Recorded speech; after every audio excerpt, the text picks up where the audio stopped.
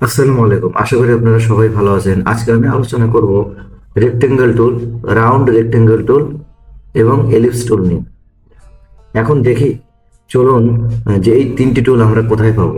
এই যে আমরা যে টুল মেনু বারে যে টেক্সট টাইপ টুল আমরা দেখতে পাচ্ছি, এখানে যে টাইপ টুলটি দেখতে পাচ্ছি, এই টুলের নিচে দেখুন আমাদের এলিপস টুল, একটা বৃত্তাকার একটি টুল দেখাচ্ছে।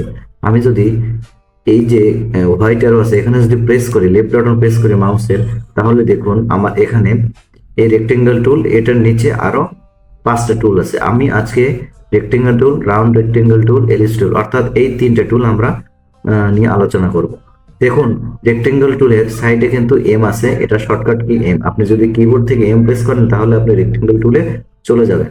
আবার যদি এলিপস টুলকে আপনি কিবোর্ড থেকে এল প্রেস করেন তাহলে কিন্তু আপনি খুব সহজে এলিপস টুল সিলেক্ট করতে পারবেন। আমি এখানে যে হোয়াইট অ্যারোটি আছে, আমি এখানে প্রেস করে আমি টুল বারটিকে বাইরে নিয়ে আসলাম। এখন আমি প্রথমে দেখব যে রেক্টেঙ্গেল টুল কিভাবে কাজ করে। রেক্টেঙ্গেল টুল আমি সিলেক্ট করলাম, করার পরে আমি একটি পয়েন্ট নিলাম, লেফট বাটন প্রেস করে একটি পয়েন্ট নিলাম, নেওয়ার পরে আমি ড্র্যাগ করে এখানে নিয়ে আসলাম। এই যে দেখুন, মাউসের সামনে কিন্তু আমাকে হাইট এবং ওয়াইড দেখাচ্ছে। এই যে আমি এভাবে যদি আমি এখানে যদি এখন আমার মাউসটিকে ছেড়ে দেই, তাহলে দেখুন সুন্দর মতো একটি রেক্টেঙ্গেল হয়ে গেছে। আমি ফিল কালারটি চেঞ্জ করে দিয়ে দেখি। আমি এখানে ফিল কালারটি দিয়ে দিলাম রেড। এই যে দেখুন, আমার কিন্তু এখানে খুব সুন্দর মতো করে একটি রেক্টেঙ্গেল ড্র করা হয়ে গেছে। এখন যদি আমি চাই যে আমার এই যে চারপাশের যে প্রপোর্শন এগুলো সমান থাকবে, সেক্ষেত্রে আমি কি করবো, আমি এখানে রেক্টেঙ্গেল টুলটি সিলেক্ট করে আমি ফার্স্ট পয়েন্ট সিলেক্ট করলাম, মাউসের লেফট বাটন প্রেস করে, তারপরে আমি যদি কিবোর্ড থেকে শিফট প্রেস করে চেপে টেনে ধরি, তাহলে দেখুন ও সমানভাবে কিন্তু এটা আমাকে তৈরি করে দিচ্ছে। এই যে দেখুন, খুব সমানভাবে এটা আমাকে তৈরি করে দিল।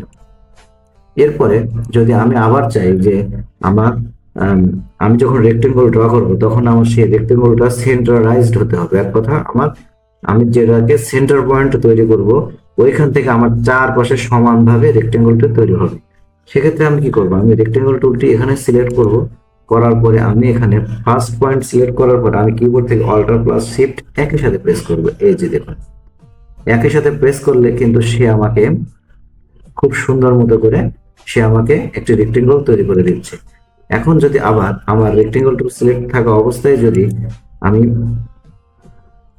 ফার্স্ট রেক্টেঙ্গল সিলেক্ট করলাম, করার পর আমি ফার্স্ট পয়েন্ট সিলেক্ট করে যদি আমি কিবোর্ড থেকে অল্ট প্রেস করি, তাহলে দেখুন সে আমাকে কিন্তু উপরে নিচে বাড়ানো বা কমানোর সুযোগ করে দিচ্ছে। এই যে দেখুন, এই যে খুব সহজে, মানে আপনার যেদিকে প্রয়োজন আপনি সেদিকেই রেক্টেঙ্গলটা ড্র করে নিতে পারবেন।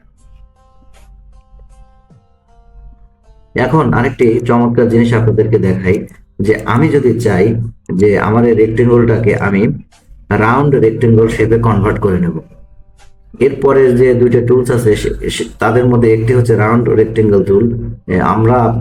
আমি আপনাদেরকে সেটাও দেখাবো। এর আগে আমি আপনাদেরকে দেখাতে চাচ্ছি যে আসলে রেক্টেঙ্গল টুল ব্যবহার করে রেক্টেঙ্গল শেপ থেকে আমি কিভাবে রাউন্ড রেক্টেঙ্গেলে কনভার্ট করে নিতে পারি।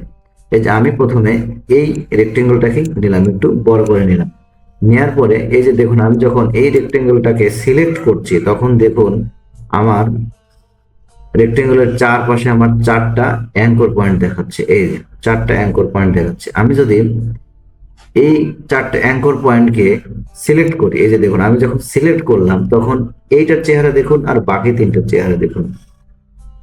এটার চেহারা হচ্ছে যে আপনার এটা কিছুটা কালারাইজড হয়ে গেছে, কিন্তু বাকি তিনটা কিন্তু কালারাইজড হয়নি, তার মানে এটা আমার সিলেক্ট হয়ে গেছে। এখন যদি আমি চাই যে আমার শুধু এই কর্নারটাই রাউন্ড হবে, সেক্ষেত্রে আমি করব কি, আমার যে এই যে অ্যাঙ্কর পয়েন্ট আছে এখানে মাউস নেব, নিয়ে আমি লেফট বাটন এই রাউন্ডের উপর প্রেস করব। প্রেস করলে দেখুন বাকি তিনটা কিন্তু আমার রাউন্ড হচ্ছে না। এই যে দেখুন, আমি আমার প্রয়োজন মতো আমি রাউন্ড করে নিতে পারছি। এখন আমি এখানে আমি চাচ্ছি যে আমার চারটা কর্নারকে এট এ টাইমে রাউন্ড করবো। তখন আমি করব কি, আমি কোনো অ্যাঙ্কর পয়েন্টই সিলেক্ট করব না, না করে আমি এখানে মাউস ধরে সোজা এভাবে নিয়ে আসবো। এই যে দেখুন, আমি প্রথমে করলাম কিছু দূর নিলাম, নেওয়ার পর দেখুন এটা রাউন্ড রেক্টেঙ্গল টুলে কনভার্ট হয়ে গেছে। এখন যদি আমি আরো রাউন্ড করি তাহলে দেখুন এটা আমাকে প্রপার একটি সার্কেলে পরিণত করে দিয়েছে। এই যে দেখুন খুব সহজেই। এখন আমরা দেখব যে রেক্টেঙ্গল টুল সিলেক্ট করে আমি যদি আর্টবোর্ডের উপর লেফট বাটন প্রেস করি তাহলে দেখুন এখানে আমি হোয়াইট এবং হাইট মানে আমি আমার ইচ্ছা মতো আমি আমার প্রয়োজন অনুসারে ভ্যালু পুট করে আমি খুব সুন্দর মতো আমি একটা রেক্টেঙ্গল তৈরি করে নিতে পারি। আমি দেখুন আমি যখন এইখানে এইখানে যে এই মার্কটা আছে চেক মার্কটা আছে এটা যদি আমি আনচেক করে দিই তাহলে দেখুন আমি যদি এখানে 500 দিই, 500 কিংবা 400 দিই, 400 দিলাম, 400 দেওয়ার সাথে সাথে কিন্তু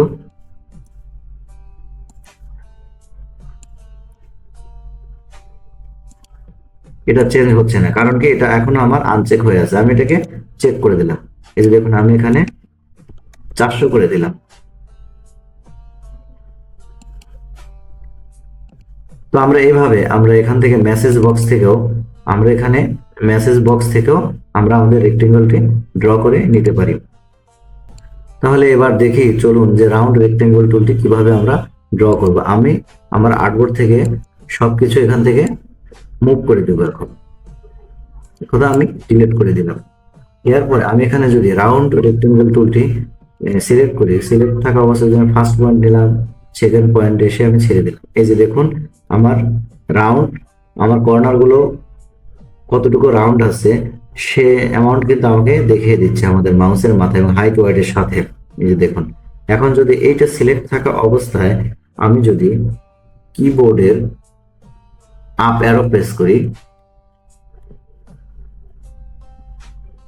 এই যে দেখুন আমি যদি কিবোর্ডের আপ অ্যারো প্রেস করি তাহলে কিন্তু আমি এখন কিবোর্ডের আপ অ্যারো প্রেস করছি, দেখুন সে কিন্তু অটোমেটিক্যালি রাউন্ড করে দিচ্ছে। আবার যদি আমি ডাউন অ্যারো প্রেস করি তাহলে দেখুন আবার সেই রেক্টেঙ্গল শেপে কনভার্ট করে নিয়ে যাচ্ছে। এই যে খুব সহজে। এখন যদি এটাকে আমি মুভ করাতে চাই আমার ডিজাইন, আমি করবো কি কিবোর্ড থেকে স্পেস যে বাটনটি আছে সেটা আমি প্রেস করে ধরে আমি আমার প্রয়োজন অনুসারে সেটাকে প্লেস করাতে পারবো। এখন আবার যদি আমি চাই যে আমার সেন্ট্রালাইজড একটি রাউন্ড রেক্টেঙ্গল টুল দরকার, তখন আমি করব কি কিবোর্ড থেকে অল্ট প্লাস শিফট একসাথে প্রেস করে ধরে দেখুন আমি যখন প্রেস করে ধরছি তখন কিন্তু সে আমাকে এক্স অ্যাক্সিস ওয়াই অ্যাক্সিস এর কিছু ভ্যালু দেখাচ্ছে। এই যে দেখুন খুব সুন্দর মতো সে আমাকে তৈরি করে দিল। এই যে এটাকে আমি ছেড়ে দিলাম। এখানে আসলে রাউন্ড সে এখন আমাকে দেখাচ্ছে না, কারণ হচ্ছে কি যে আপনার এর আগের যে শেপটি সেই শেপটিকে আমরা অলরেডি রেক্টেঙ্গল শেপে কনভার্ট করে নিয়েছিলাম, এর জন্য সে ওই আগের ভ্যালুটাই ধরে আছে। এখন যদি আমি চাই যে আমার ফার্স্ট পয়েন্ট আমি সিলেক্ট করলাম রেক্টেঙ্গল টুল ব্যবহার করে, করার পরে আমি করলাম কি শিফট বাটন প্রেস করে ধরলাম। এই যে দেখুন আমার প্রপোর্শন অনুযায়ী সে অটোমেটিক্যালি চেঞ্জ করে দিচ্ছে। এই যে দেখুন অটোমেটিক্যালি চেঞ্জ করে দিচ্ছে।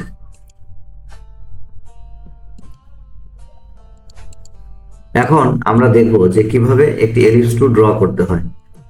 এলিপস অর্থাৎ আমরা যদি কোনো বৃত্ত ড্র করতে চাই তাহলে আমাদেরকে অবশ্যই এলিপস টুলটি সিলেক্ট করতে হবে। আমি এখানে এলিপস টুলটি সিলেক্ট করে নিলাম, নেওয়ার পরে আমি দেখুন মাউসটি ড্র্যাগ করে দিলাম, দেখুন আমি একটা সার্কেল তৈরি করে ফেলেছি, কিন্তু এটা আসলে প্রপার সার্কেল হয়নি, ডিম্বাকৃতির সার্কেল হয়েছে। আমি যদি প্রপার সার্কেল চাই সেক্ষেত্রে আমাকে করতে হবে কি আমি এখানে সার্কেলটি সিলেক্ট থাকা অবস্থায় আমি অল্ট শিফট একসাথে প্রেস করব, প্রেস করে ধরলে এই যে দেখুন প্রপার আমি একটা সার্কেল পেয়ে যাচ্ছি। এই যে দেখুন খুব সুন্দর মতো করে আমি একটা সার্কেল পেয়ে গেলাম।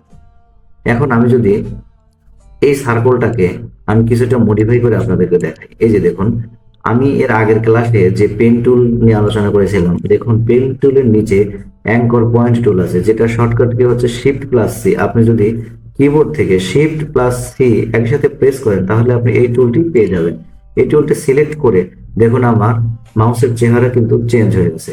এখন আমি করবো কি এই যে আমার বৃত্তের যে চারপাশে 4টা অ্যাঙ্কর পয়েন্ট আছে, আমি যদি যে কোনো একটাতে এখানে আমি লেফট বাটন ক্লিক করি তাহলে দেখুন ও কিন্তু অটোমেটিক্যালি একটা শেপে কনভার্ট করে দিয়েছে। এই যে আমি যদি আবার এখান থেকে ক্লিক করি তাহলে দেখুন সে আরেকটু কনভার্ট করে দিয়েছে। এখন যদি আমি চাই যে রেক্টেঙ্গল ড্র করব তাহলে কিন্তু এখান থেকেও সম্ভব রেক্টেঙ্গল ড্র করা। এখন যে আমার এই যে বাকি দুইটা যে অ্যাঙ্কর পয়েন্ট আছে আমি এখানে ক্লিক করলাম, এই যে দেখুন আবার এখানে ক্লিক করলাম, এই যে দেখুন আপনি কিন্তু এলিপস থেকেও আপনি সরাসরি রেক্টেঙ্গলে এভাবে কনভার্ট করে নিয়ে যেতে পারবেন।